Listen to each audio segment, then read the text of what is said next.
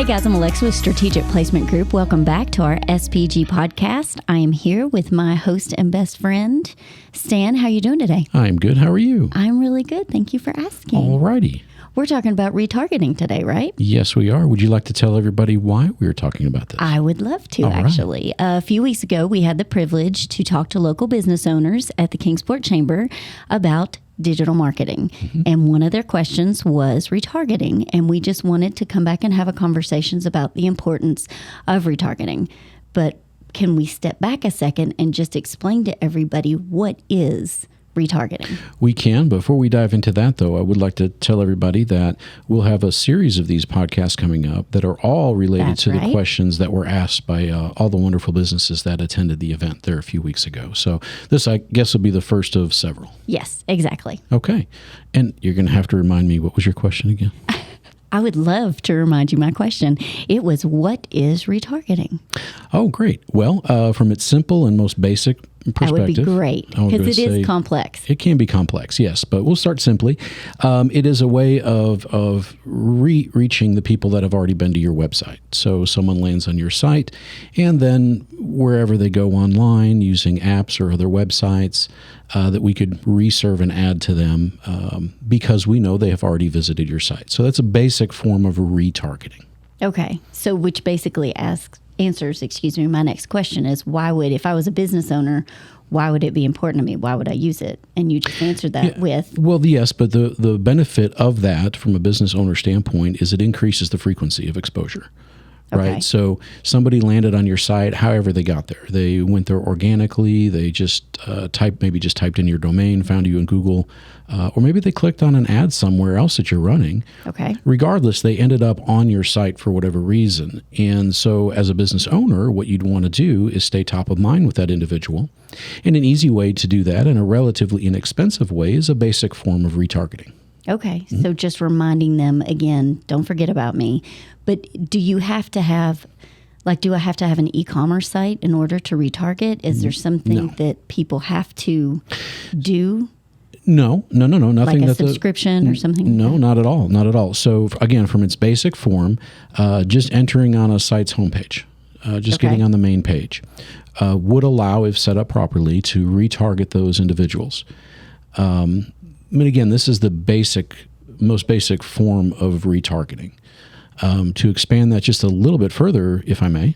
Sure. Yeah. Okay. Well, I figured we were going to have to dive into the weeds a little bit. Stan makes fun of me because I start to glaze over because he is the techie here. And I'm like, wait, what?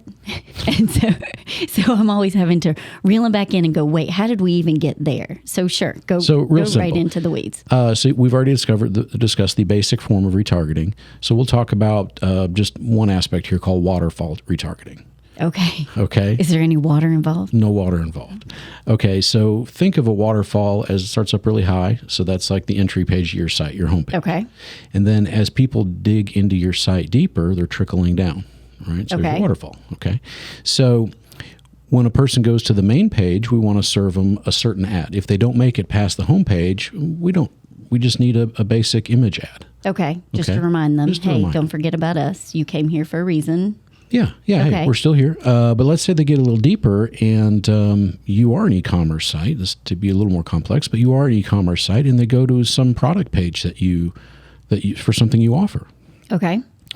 Right. But they don't engage with the product. They look at it, but they don't do anything else. Well, that got them a little further. Well, now it would be nice to reserve them an ad of the product that they were visiting. Right? Okay, right. So now it's not just an image with the company name. Now it's the company information, the actual product they were looking at, and it's a request to have them come back. Okay, and maybe a sales item. It might be a call to action on there of some kind. Right, it's getting into summer. I've been looking at cute summer dresses and that kind of stuff, and then I'm like, maybe I don't need that right now, and so I've clicked off. But if you got an ad that had a 15% offer for that dress, would you come back for it? I have gotten a few of those. There you go. Just don't look at our credit card is all I'm going to do. No, I'm not doing it. So then from there, let's say they look at the dress that you're talking about. Mm-hmm. They put it in their cart, right? So they've gotten a little further into the process. They're waterfalling down, right? They're cascading down. But they didn't check out. Okay. Okay, so now we would serve them a specific ad that goes, hey, I know you were at the site. We know you saw this product page. We know you put this product in your cart. That's right. And we also know that you didn't actually check out and buy the thing. Right. So now we want to get them an ad to remind them this item is still in their cart. Please come back and proceed with the checkout process. Right. Hence the term retargeting. Yes. So you're just constantly going back to that audience saying, don't forget, we're still here. We're happy to serve you. We'd love to give you this product. For whatever reason, you just haven't purchased it yet. Right. And people get, caught up for all different reasons. They were in the middle of checking something out and the phone rang, or the kids needed something, or whatever. Right. For whatever reason, they didn't complete the process. Right. And so we want to try and re-engage that person through a retargeting method to get them interested again to actually complete that purchase and do the checkout. Sure. So I guess as a business owner, though, is this something that I can do by myself? Depends on the technology that's available to you. Okay. It's a basic retargeting ad is not terribly difficult to take care of. Okay. When it comes to those waterfall techniques we described, that gets much more complex. Okay. Measuring the conversions and then identifying what conversions qualify. So one conversion may be so you want to track people that didn't sign up for a newsletter. So you don't have an e-commerce site, something even more basic. Right? You just want newsletter signups, right? And you see that somebody goes to that newsletter page. They see that form, but they didn't hit the submit button. Okay. That submit button is the conversion that we're measuring. So we know they've been to the page, but they did not complete that conversion. They did not click submit on the form. Okay. So we want to send them an ad specifically to remind them to come back and check out our newsletter. Right. With a link that goes directly to that form on the site. Hopefully there to get them to commit to submitting the form completely this time. Okay. So, then let's step back a minute. So as a business owner, do I have to have a website to be able to retarget? Is this something that I can just do through social media? I have to have some digital presence, right? Well, you can actually retarget through social media platforms. Yes. Okay. There is a retargetability there. You're somewhat limited to that to a degree. The social media platform, for example, it's hard to direct people into a sales funnel on your social media platform. Right. It's hard to get them to. It's hard to process the user journey. I mean, the user journey is basically, I'm here, I see the latest posts, I can scroll through all the other posts if I want to, but the user has to take that initiative. Right. With a properly done website, and we'll talk about this, I believe, in another podcast, but we need to focus on that proper user journey. Right. And we want to guide an individual to making a sale. Okay. And completing that conversion. Maybe it's not an actual sale, maybe it's a form fill. Right. Whatever the outcome needs to be, we have to expand that user journey and then walk the user through that process to make it seamless. Right. So it's easier if you have very much your easier. digital presence is your website. Very much easier. And then you have some way of subscription or newsletter, or you don't have to be selling anything like you said. Yeah, exactly. So it's not really easy to do it yourself. So it's beneficial to have somebody like us to help you. It is. So in that relationship, what is it? How does that work? Like if somebody came to us as an agency, I've got these things in place. I have a newsletter. I just can't seem to get people to fill it out. I need to get people to come back. I want to do the retargeting. And then where do we step in? And what is it exactly that we do to help them with that? Yeah, so I don't want to get too far in the weeds on you on this one. Right, and I appreciate that. You're keeping that in mind. I appreciate it. We utilize what's called a universal pixel. Okay. And we won't dig the weeds of cookieless conversions and all that stuff. But basically, we have a universal pixel that we'll put on the client's website. Okay. And we'll work with whoever created their site, if we didn't do it, to have that placed on there. Once that universal pixel is there, we can set up conversion tracking on our end, on the software that we utilize, to set up the retargeting campaign. And then for your example of using a form fill, just like a newsletter sign up. Right. We have to enable the event, which in this case is submit for that form. Okay. And once we enable tracking for that particular event, we can very easily see how many people went there, who enabled that event, who clicked submit, and who did not.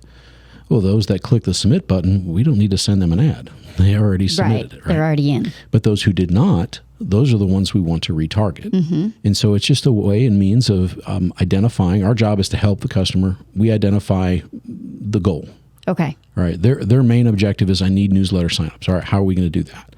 So we got to break down the website and say, all right, here's the opportunities to collect that information. Okay. Here's how we are going to track those opportunities. And then here's how we are going to re-engage those customers or potential customers that did not engage in whatever that conversion was. That make sense? I think so. Yeah. It's kind of like the modern day, well, I mean, like commercial, it's like you're constantly, or when we were little, it was always on TV or it was on billboards or it was that spot on the radio that you always heard in between your favorite, what was it? The top 40 or whatever that we used to listen to when we were kids. I mean, there was always, it's kind of like that modern day of getting, just getting your name out there. Because where is everybody these days? Well, yeah, but I mean, retargeting specifically is more than just that image building, right? It's really digging deep into knowing that we're serving ads to people that have the most likely, they produce the most likely opportunity to convert. Okay. So in your example of listening to a radio ad from back in the day, that really wasn't targeting you that specifically. Right. Well, I guess, okay. To a degree so, it was, but not as specifically. So that is the benefit, though, of this digital marketing, where you're not just, you're constantly re-engaging that potential sale or sign up or, yes, and that constant reminder of, we know you like us and for some reason you were here looking. And like you said, you got distracted and, we just want to bring you back. So just to put it into some historical perspective, 10 years ago, it would have been fine to just put up a display ad campaign. Okay. Here's my business. Click on me, learn more about us, hopefully buy something. Okay. The technology has developed so much in the last decade, the last 5 years, the last couple of years. It's ever changing.